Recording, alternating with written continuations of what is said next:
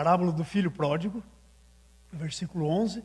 Muito conhecido esse texto, mas presta atenção que Deus vai falar uma coisa nova para você nessa manhã. Diz assim: continuou. Certo homem tinha 2 filhos. O mais moço disse ao pai: pai, dá-me a parte dos bens que me cabe. E ele lhes repartiu os haveres.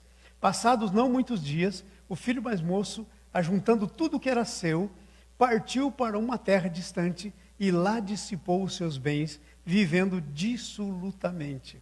Depois de ter consumido tudo, sobreveio àquele país uma grande fome e ele começou a passar necessidade. Então ele se foi e se agregou aos cidadãos daquela terra, e este o mandou para os seus campos para guardar os porcos. E ali desejava ele fartar-se das alfarrobas que os porcos comiam, mas ninguém lhes dava nada. Então, caindo em si, disse: quantos trabalhadores de meu pai têm pão com fartura, e eu aqui morro de fome. Levantar-me-ei e irei ter com meu pai, e lhe direi: pai, pequei contra o céu e diante de ti, e já não sou mais digno de ser chamado teu filho. Trata-me como um dos teus trabalhadores. E levantando-se, foi para o pai. Vinha ele ainda longe, quando seu pai o avistou, e compadecido dele, correndo o abraçou e o beijou. E o filho lhe disse: pai, pequei contra o céu diante de ti, e não sou digno de ser chamado teu filho. O pai, porém, disse aos seus servos: trazei depressa a melhor roupa e vesti-lo.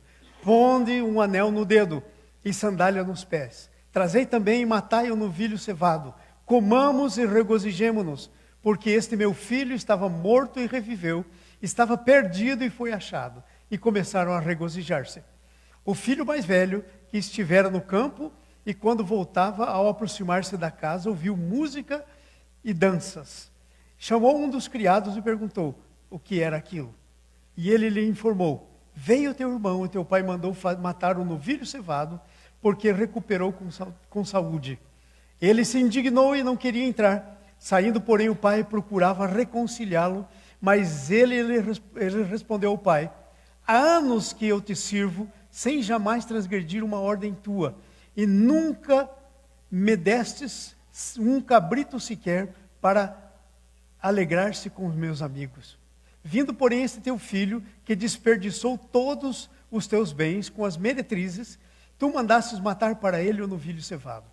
Então o pai lhe respondeu: meu filho, tu sempre estás comigo, tudo que é meu é teu. Entretanto, era preciso que nos regozijássemos e nos alegrássemos, porque esse teu irmão estava morto, reviveu, estava perdido e foi achado. Aleluia. A Bíblia é um livro impressionante. Tem muitas parábolas, tem muitas figuras, tem muitos exemplos e princípios que, se a gente começar a viver cada um deles, a nossa vida vai ser a vida mais bem sucedida possível nessa terra. Amém? Essa parábola que nós lemos está falando, é conhecido como a parábola do filho pródigo, mas sem fazer nenhum dano para o texto, nós podemos chamá-lo de parábola do pai amoroso, porque aí fala de 2 personagens principais, o pai e o filho. Nós normalmente falamos muito sobre o filho e quase nada sobre o pai. Nessa manhã eu quero falar para vocês sobre o modelo do pai amoroso. E o modelo do pai amoroso, é claro, se refere ao modelo de Deus, o nosso pai. Ele é o modelo. Às vezes o nosso pai na terra não é tanto modelo, mas quando ele tem o pai do céu como seu modelo, ele também se transforma um modelo. Amém? E os filhos muitas vezes olham muito mais para o pai aqui da terra do que para o pai do céu como modelo. Por isso que muitas vezes, quando o pai aqui da terra não é um bom modelo, os filhos ficam decepcionados e têm grande dificuldade de aceitar o pai do céu por causa do pai da terra. Nos meus 50 anos de pastores, eu tenho visto isso muitas vezes, muitas e muitas vezes. Filhos que não conseguem se relacionar bem com o papai do céu, porque tiveram um papai aqui na terra que não foi o modelo do papai do céu. Então, quero meditar algumas coisas aqui sobre o papai do céu. Quero focar no papai e não nos filhos. Primeira coisa que eu quero mostrar para vocês nesse texto e meditar com vocês é o modelo da casa do Pai. Todo pai tem uma casa constituída, né? E a casa do nosso Pai deve ser o modelo. Jesus disse que nós não temos só o modelo aqui na terra, mas nós vamos ter um modelo no céu. Jesus disse, eu vou e vou preparar lugar. Ele então está preparando o lugar e Ele vai nos levar para a nossa casa. Amém? Então olha só, qual que é o modelo da casa do Pai? E o modelo da casa do Pai precisa começar em Deus. Muitas vezes nós erramos porque nós começamos na pessoa do homem, ou da mulher, do ser humano. E erramos porque assim nós transformamos o Evangelho num Evangelho humanista. E o Evangelho não é humanista. Ok? Tudo tem que começar em Deus e tudo começa em Deus. Então qual é o modelo da casa do Pai? Primeira coisa que nós vemos aí, é que da casa do Pai é a fartura. Diz-nos o texto. Ok? Lucas capítulo 15, versículo 17. O filho que estava lá fora reconhece isso. Versículo 17 diz, então caindo-se em si disse, quantos trabalhadores do meu pai têm pão com fartura e eu aqui morro de fome. Então a casa do Pai que modela o Pai dos céus, é o Pai amoroso aqui na terra. Essa casa será uma casa com fartura, não só fartura das coisas naturais, do pão, das coisas aqui da terra, mas fartura dos bens espirituais, fartura da presença de Deus. Nessa manhã, então, quero dizer para vocês, pais, se vocês não estão desfrutando do que o Pai tem na casa dele, vocês precisam parar, pensar e tomar uma decisão. Ontem nós ouvimos uma palavra aqui tremenda sobre decisão. A Vitória deu uma palavra para os jovens sobre decisão. Palavra tremenda. Você precisa parar e tomar uma decisão. Que de agora em diante, você não vai ser só um visitante na casa do Pai. Às vezes na igreja nós temos esse problema. Às vezes Jesus tem esse problema na nossa vida. Ele é só como um visitante. Mas ele não quer ser um visitante, ele veio para fazer morada permanente. O Espírito Santo vive de maneira permanente. Jesus vive de maneira permanente. O Pai vive de maneira permanente em nós. Mas às vezes nós esquecemos disso. E nós só nos consideramos a casa do Pai quando estamos aqui todos juntos. Isso é religiosidade. E quando somos religiosos, sabe o que acontece? A gente veste uma capa religiosa. E aí quando sai para fora, pendura a capa e só vai pegar no próximo domingo.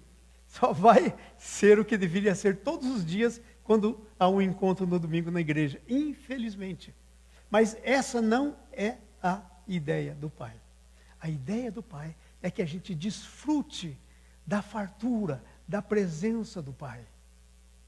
Que a gente conheça quem é o Pai nessa casa. É o Pai amoroso da casa. A fartura para os filhos, para os seus trabalhadores.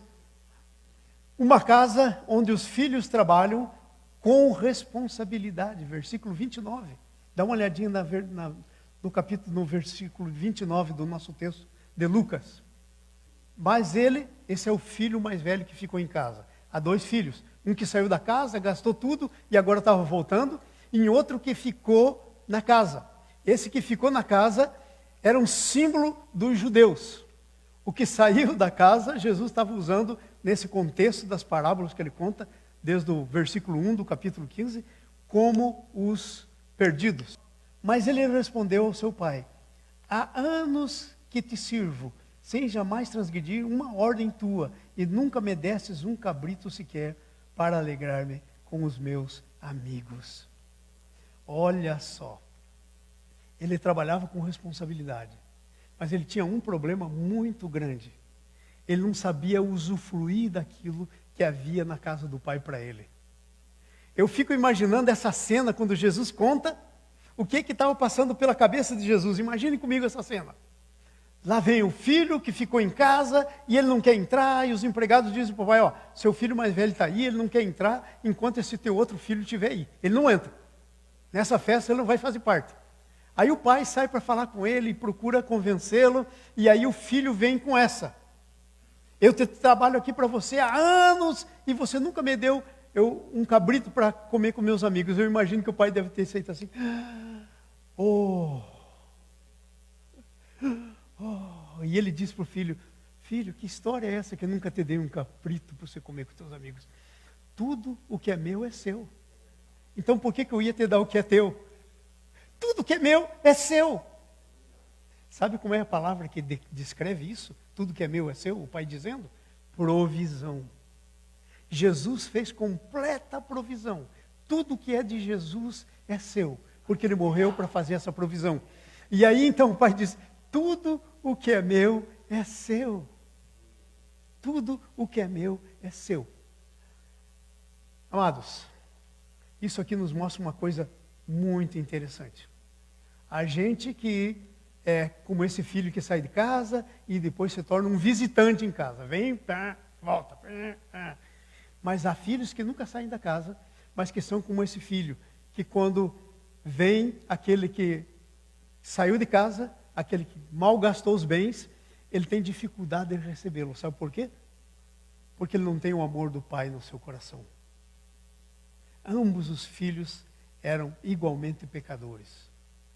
Ambos os filhos eram igualmente pecadores. Mas na casa do pai, há lugar para ambos os filhos. Há lugar para ambos os filhos. Do que saiu e o que ficou. O que ficou já estava lá, mas não estava. Porque estava lá na função de trabalhador do seu pai. E o filho é um trabalhador, mas não é somente um trabalhador. Antes de ser trabalhador, ele tem o DNA do seu pai. A casa do pai é um lugar de tratamento para essas feridas. Mas nós ficamos lá muitas vezes e não temos as nossas feridas tratadas. Outra coisa que a casa do pai tem como característica é uma casa onde os filhos devem constituir para si mesmos uma identidade. Por que você acha que a parábola diz que o filho próprio saiu? Porque não tinha uma identidade de filho. Queria ser independente. Eu vou para longe do meu pai. Meu pai é um controlador. Meu pai... E o pai não era nada disso. O pai era um pai amoroso. O pai era um pai amoroso. Mas o filho tinha essa ideia do seu pai.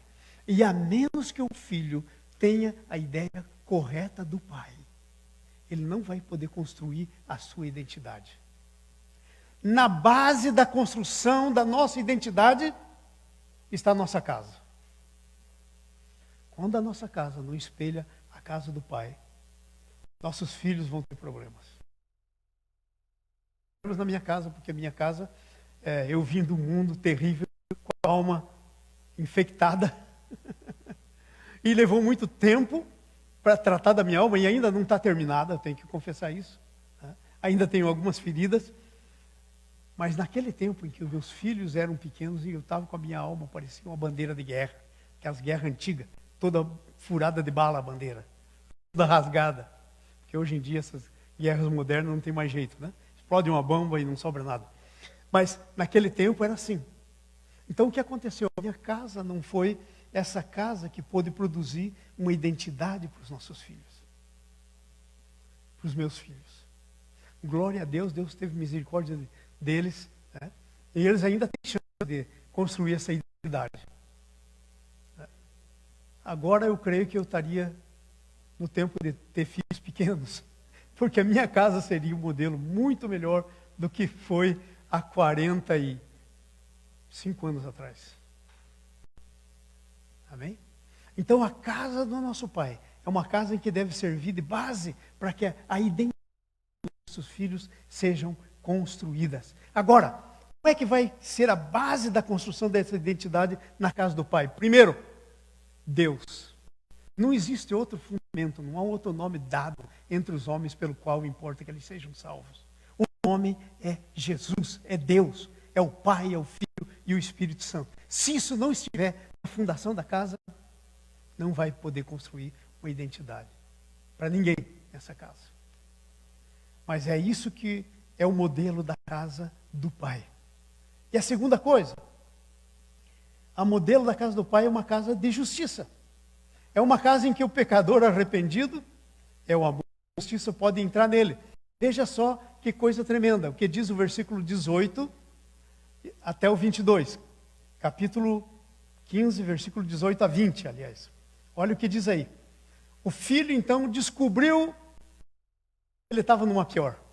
E descobriu que ele não tinha prestado atenção na casa do pai. Ele não tinha entendido direito o que ele tinha na casa do pai. E muitas vezes essa é a realidade. A gente só entende as coisas quando perde. E agora o filho saiu com tudo que era dele, mal gastou tudo, com as prostitutas, como disse outro filho, foi isso que ele fez. Agora não tinha nada. Tinha que nem comida sobrava para ele. E olha, porco para os judeus era imundo. Então ele queria comer as coisas imundas e nem isso sobrava para ele.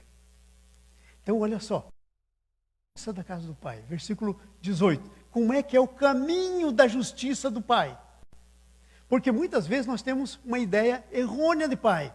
Nós temos uma ideia de um pai que é um tipo Papai Noel. Chegou Natal, não interessa se o filho fez certo, não interessa se fez errado, o presente vem.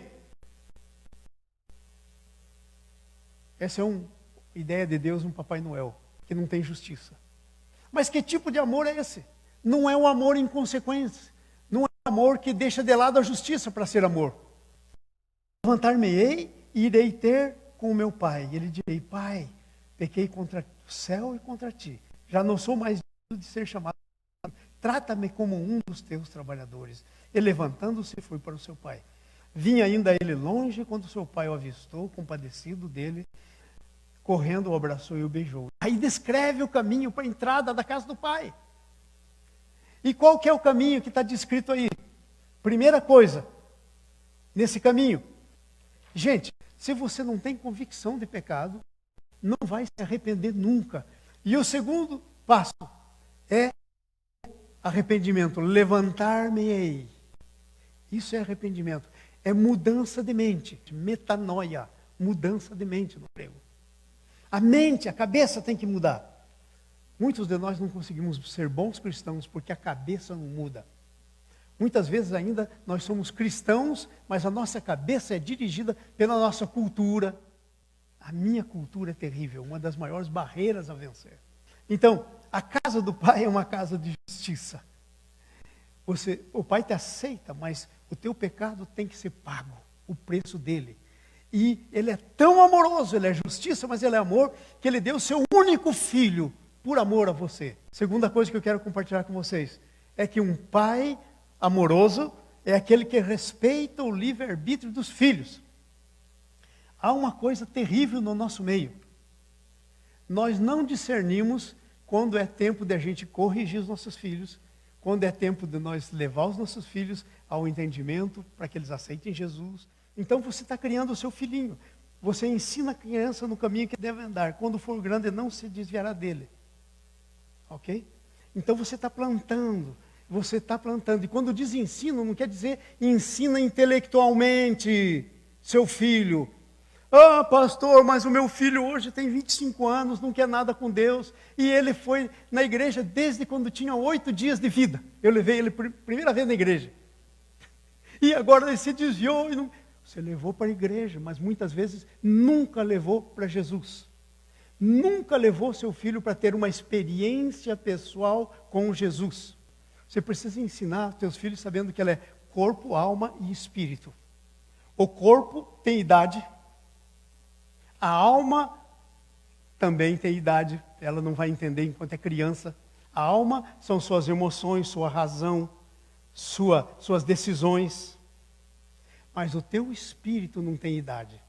É por isso que quando Maria chega grávida de Jesus para ver a sua tia Isabel, sua parenta Isabel, e ela faz uma saudação para Isabel, o filho de Isabel que estava no ventre dela não tinha nascido ainda. A Bíblia diz, saltou de alegria. Diga comigo, saltou de alegria. Como saltou de alegria? Essa criança não podia entender saudação nenhuma. No seu espírito ela entendeu que Jesus estava ali na presença dela. Será que Deus fala? Será que o Espírito Santo fala para crianças que ainda não nasceram? Fala. Quanto mais para os seus pequenininhos que estão aqui. Então nós precisamos saber que o pai, ele respeita o arbítrio dos filhos. Ok? Veja o Gênesis 3:6 que fala isso. Capítulo 3 do livro de Gênesis, versículo 6. Vendo a mulher que a árvore era boa para se comer, agradável aos olhos, árvore desejável para dar entendimento, tomou do fruto e comeu e deu também ao seu marido. Decisão, livre-arbítrio. Deixa os filhos terem as suas próprias experiências, ainda que sejam duras. Versículo 13 até o 16. Vem o filho que estava em casa, estava lá em casa junto com outro filho, e chega para o pai e diz assim: pai, me dá a parte dos bens que me cabe. Coisa mais horrível para um filho dizer isso, irmãos. E o pai lhe dá a herança. Vocês acham que o pai não sabia o que ia fazer? Vocês acham que Deus não sabia que o Adão ia pecar lá no paraíso? Claro que sabia. Ele não fez o Adão para pecar, mas ele permitiu. Fala comigo, permitiu. Permissão é diferente de decisão. E permitiu porque o Adão tinha livre arbítrio. E o filho então, passado não muito tempo, estava louco para conhecer outras coisas que não tinha na casa do pai, porque até então ele não tinha criado em si mesmo uma identidade que era condizente com a casa do seu pai. Ele não estava contente na casa do pai, ele queria outra coisa, e ele vai e gasta tudo. Honra pai e mãe é um princípio bíblico, mas governo do pai sobre o filho tem limite. Tem limite. E o limite desse filho aqui tinha chegado. O filho podia pedir herança e fazer o que quisesse. O pai amoroso é esse pai. É esse pai. Ainda que sabia que o filho ia fazer essa bobagem, ele lhe deu herança. Por causa do arbítrio. Porque ele tem que ter as suas próprias experiências. Às vezes, incluindo eu, nós fazemos, o primeiro que faz sou eu, nós queremos pegar os nossos filhos que já passaram dessa idade e queremos aconselhar os nossos filhos. Queremos dizer para eles o que eles têm que fazer. Eles vão e fazem exatamente o que está na cabeça. Porque estão exercendo o livre-arbítrio. Porque passou a hora. É claro que nós podemos fazer alguma coisa para os nossos filhos. Mas não mais isso. O que nós podemos fazer? Nós temos autoridade como pai. Nós podemos orar perante o nosso Deus sobre os nossos filhos como pai. Não me entendo mal. Mas a decisão é deles. Nós podemos interceder. Mas ainda a decisão é o que eles quiserem fazer.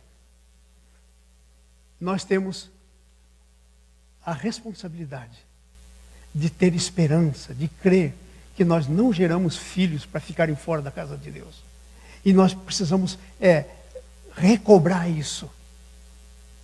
Eu estou nesse processo de tentar recobrar o que não fiz direito.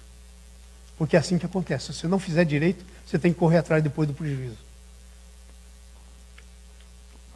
Começando por mim. Entenderam?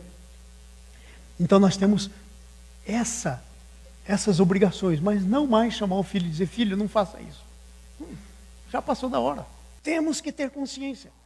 Nós podemos interceder, orar, nós podemos crer, nós podemos reivindicar nossa autoridade espiritual sobre nossos filhos que já saíram na independência deles, estão no arbítrio deles, mas não podemos fazer muito mais do que isso.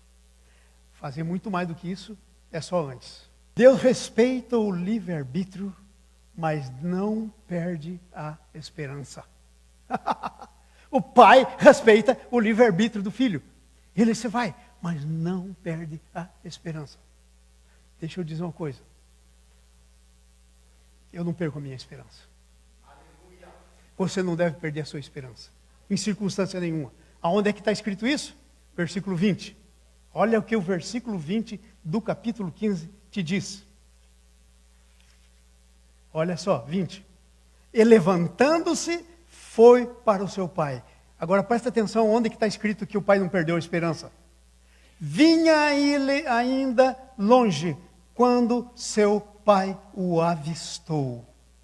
Por que você acha que o pai avistou quando ele vinha longe? Porque o pai estava sempre lá olhando no horizonte, para ver se o seu filho voltava. Ele sempre tinha essa esperança. Ele não abria mão dessa esperança. Eu e você não podemos abrir mão. Amém? Essa é uma coisa que nós não podemos abrir mão. Ele olhava sempre. E o avistou quando vinha lá longe. uma silhuetazinha, e o pai começa a dizer, ai, será que é meu filho? Porque ele já tinha visto muita silhueta no horizonte antes, que não era o filho.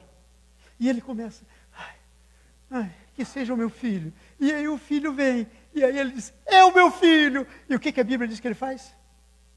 E só então, ele não sai da sua casa e vai lá onde o filho estava, servindo os porcos e dizer, filho, larga desses porcos, vamos voltar para casa. Isso é invasão de livre-arbítrio. Mas quando o filho vai vindo, o que o pai faz? O pai sai correndo, se atira nos seus braços, e o abraça, e o beija. E aí o filho, então, faz a confissão. Voltando lá atrás, então ele tem convicção de pecado, ele se arrepende, há uma mudança de mente, e aí ele se converte.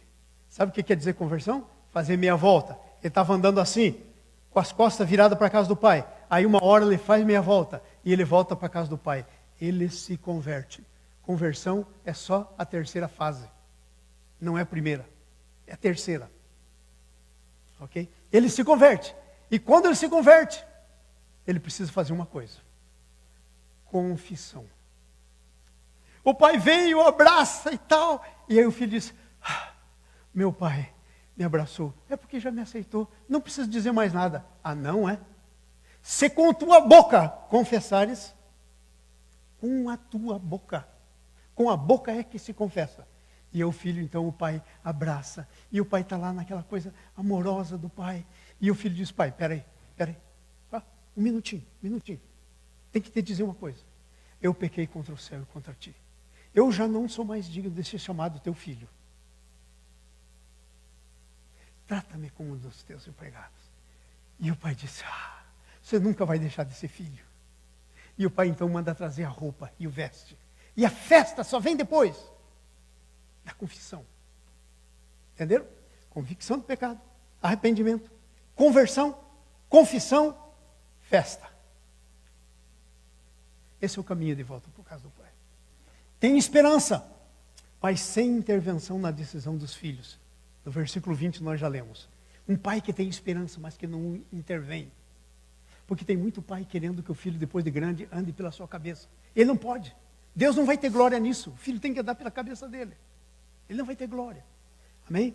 Segunda coisa que eu escrevi aqui. Um pai que não desiste, mas que mantém os princípios. Mantém os princípios. A sua casa é o jardim de Deus. Se não se converter, eu não vou buscar no chiqueiro.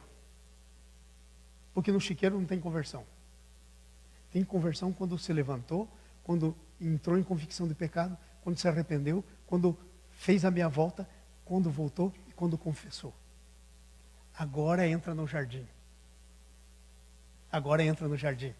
Então ele recebe o seu filho em casa. Ok? Mas dentro dos princípios. Tem gente criando um Deus falso. Fora dos princípios de Deus. Lê a Bíblia totalmente enganado. Sabe como é que você tem que ler a Bíblia? Qualquer versículo que você acha na Bíblia e que você lê na Bíblia que não passe pelo caráter de Deus, está errado. A primeira pedra de toque é o caráter de Deus. Não vou falar sobre isso, mas se você quiser saber, eu anotei esses dias aí pelo menos 12 características do caráter de Deus. Justiça, amor, onisciência, onipresença, onipotência e por aí vai. Menos 12. O que você achar na sua Bíblia tem que passar pelo caráter de Deus. Isso tudo que eu estou fazendo, eu já fiz meu teste. Passa no caráter de Deus. Porque o pai não desiste dos seus princípios. A casa do pai é o jardim. Para a comunhão da família com Deus. Comunhão da família. Mas não é só comunhão da família. Eu conheço pais. Eu sou pastor há muito tempo. Há pais que, por causa da família, abandonam Deus. Abandonam a igreja. Porque os filhos não querem ir. Eu vou ficar com os meus filhos. Gênesis capítulo 3, versículo 8. Veja o que acontece. Quando sai dos padrões. 3:8. Venham comigo. Vamos lá. Quando ouviram a voz do Senhor, Deus, que andava no jardim pela viração do dia, esconderam-se da presença do Senhor. O homem e a sua mulher por entre as árvores do jardim. Aí Deus vem e chama. E aí, sabe o que Deus faz?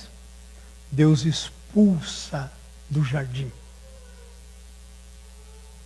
E põe um anjo com uma espada desembainhada, incandescente, para que ele não volte e não coma da árvore da vida. Sabe por que Deus não queria que o homem e a mulher comessem da árvore do conhecimento do bem e do mal? Porque o seu pecado se tornaria imperdoável. Se tornaria como o pecado dos anjos. Não teria perdão. Então, para poder perdoar, ele expulsa do jardim, faz uma roupa de peles. Mata um cordeiro, cobre com a pele do cordeiro. Esse cordeiro era Jesus. Cobre eles com a pele do cordeiro. Então, dali em diante, eles começam a matar cordeiro. Vocês entenderam isso?